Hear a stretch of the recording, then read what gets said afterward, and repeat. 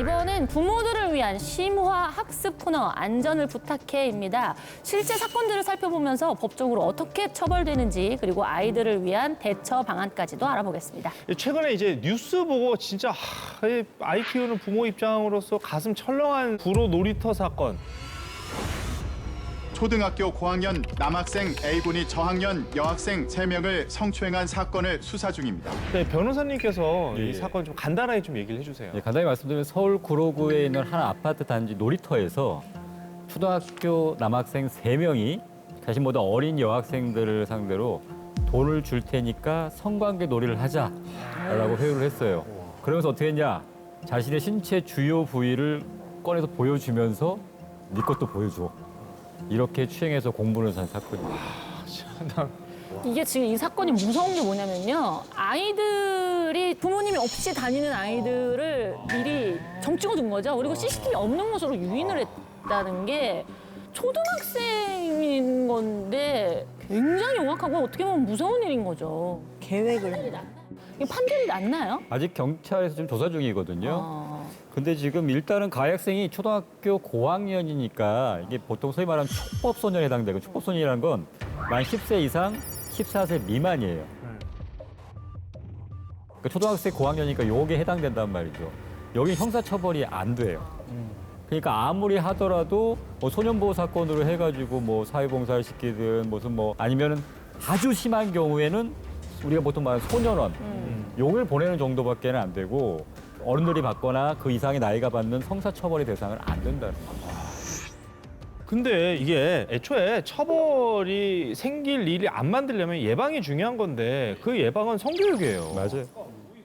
그래서 그런 건지 이 구로 놀이터 사건 이후로 요즘 성교육 과외가 뭐 엄청 급증했다면서요. 더 바빠지셨겠어요. 네, 원래도 교육 대기가 좀 많긴 해요. 이제 요즘 세상에 워낙 다양한 사건 사고가 있어서 우리 아이들이 혹시 어버버하다가 비슷한 인식을 가지고 가해자가 되지 않을까라는 측면, 혹시 피해자가 되진 않을까라는 측면에서 한 1.5배, 2배 전보다도 더 많아지고 있는 것 같아요. 저희 쪽에. 1.5배, 2배. 맞아요. 두 번째 사건 만나보겠습니다.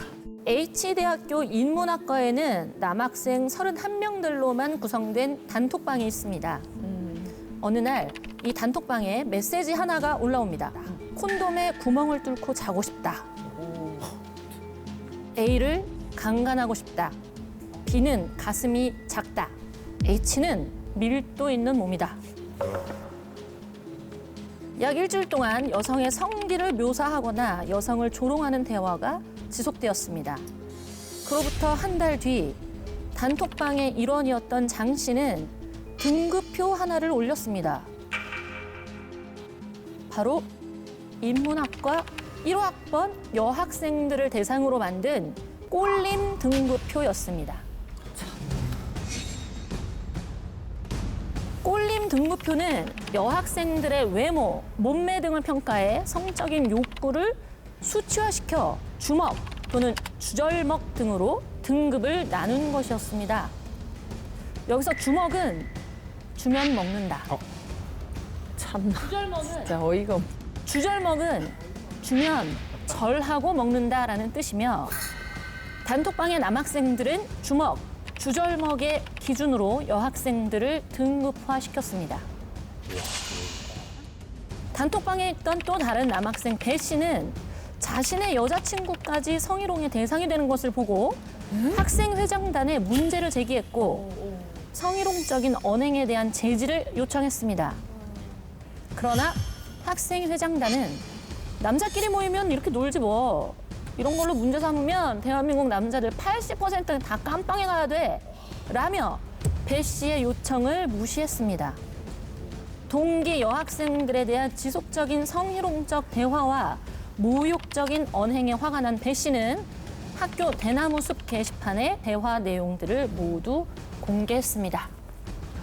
잘했다. 너무 공개한 거 참담하다. 진짜 잘했다.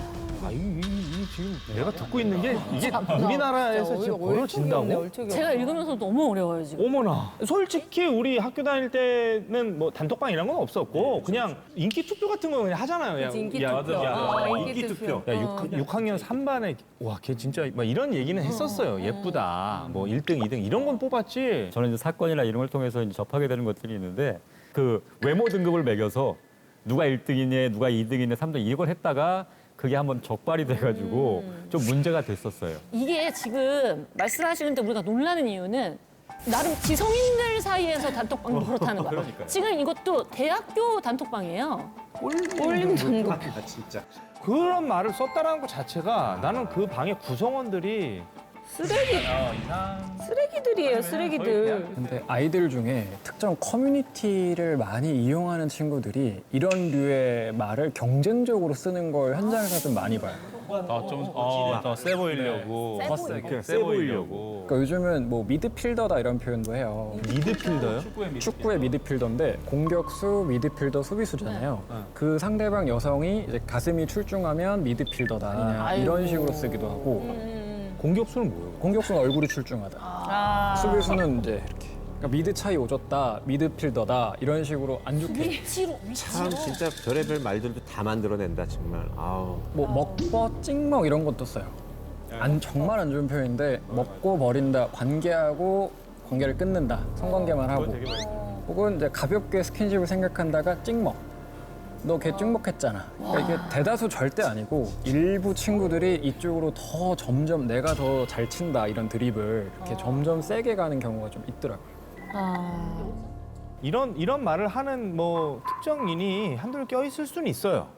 그럴 수는 있다고 보는데 다 같이 뭐가 잘못됐는지조차 자각하지 못하고 같이 주거니 받거니 한다는 것 자체가 너무 지금 시대가 무서워졌다라는 건데 실제로 이런 학교 내에서 이런 뭐 성희롱 사건들이 생각하는 것보다 많이 있나요? 실제로 좀 있어요. 그러니까 뭐 이렇게 수위가 높지는 않긴 하지만 뭐 예를 들면 비하하는 쪽이 굉장히 많아요. 그러니까. 예를 들면 신체적으로 발달 좀 빠른 애들도 있을 수 있잖아요. 그러면 그거 갖고 놀리는 거예요. 아이들은 그게 약간 하나의 놀림의 대상이 되는 거죠.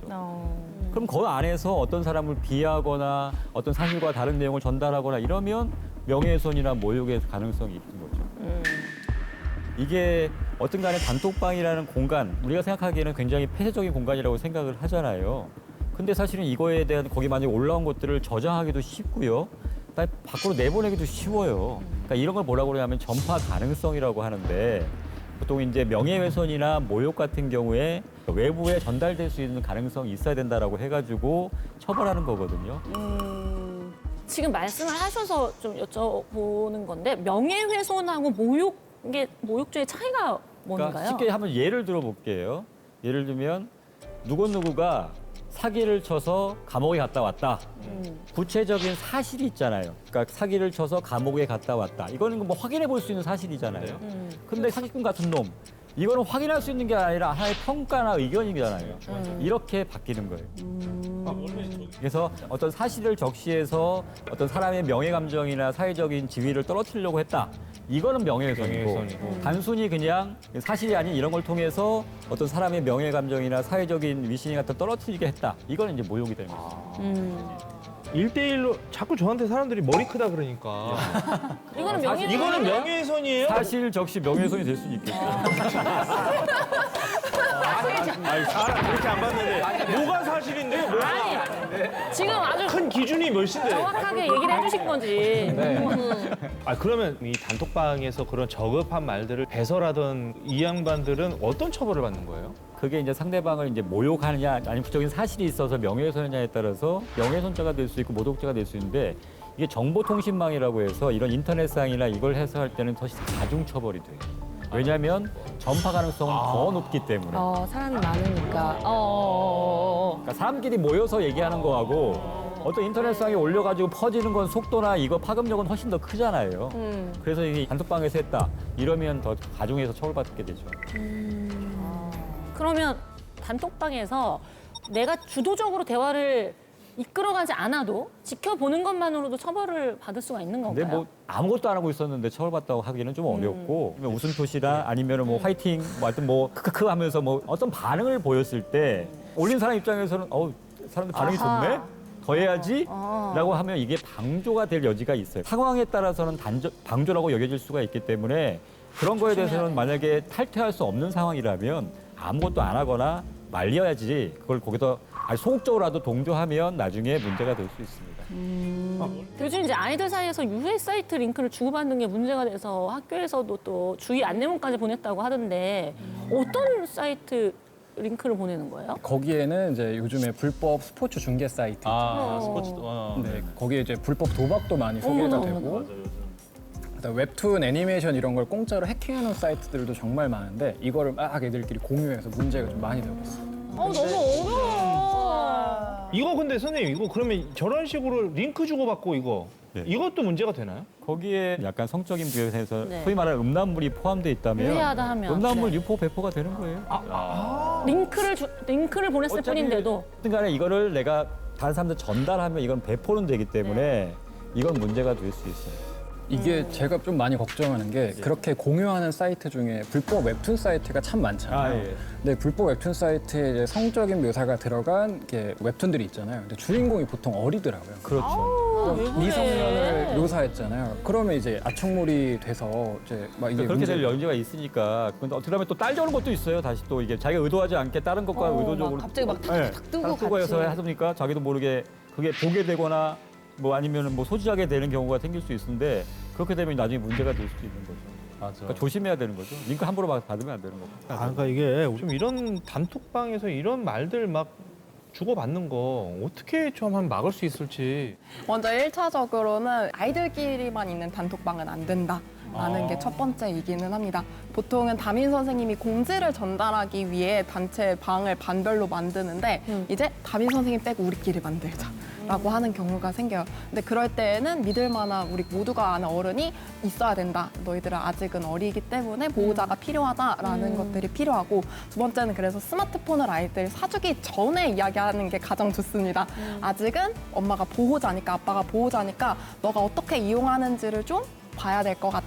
그래서 그런 동의를, 합의를 미리 구한 다음에 사주면서 이걸 맞춰가야지. 만약에 이걸 강압적으로 하면 또 맞아요. 지웁니다. 그래서 지우지 않을 수 있게 좀 동의와 합의와 이런 것들 아이들이 정확하게 올바르게 알 수 있는 교육으로 풀어가셔야 되는 게 제가 아직 학교에서도 그렇고 저희가 그 톡이나 단체톡방을 하면 안 된다 해서 안 깔아놨어요. 그런데 축구를 하고 있으니까 이제 감독님이랑 아이들 방이 하나 있고 아이들만의 방이 하나가 있어요. 근데 우리 아들만 혼자 안 들어가 있는 거예요. 그래서 다른 부모님들도 그렇고 감독님도 그렇고 우리 아들만 안 들어가 있으니까 너무 소외감을 느끼고 좀 그렇지 않으냐 해주시면 어떡하냐고 그렇게 말씀하시는데 저는 한 1, 2년 더 기다리고 싶은 거예요. 그래서 이게 고민인데 어떻게 해야 되나요? 아이가 내내 스마트폰을 들고 다니는 걸 걱정하지만 또래 집단에선 좀 속했으면 좋겠다라는 마음이라면